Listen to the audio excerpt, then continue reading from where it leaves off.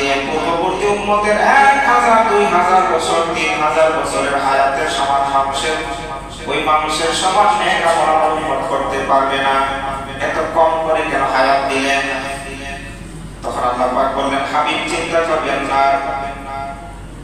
হে আমার হাবিব, আপনি চিন্তা করবেন না, আমি রব্বুল আলামিন আপনার উম্মতের জন্য এমন কিছু কিছু রাত আমি গিফট করব, বোনাস হিসেবে দেব, অফার করব।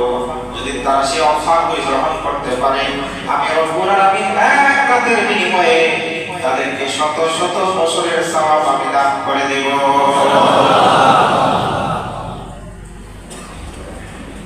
সুযোগ পাইলেন কার জন্য? নবীজি তো আখির নবীর উম্মত হওয়ার কারণ।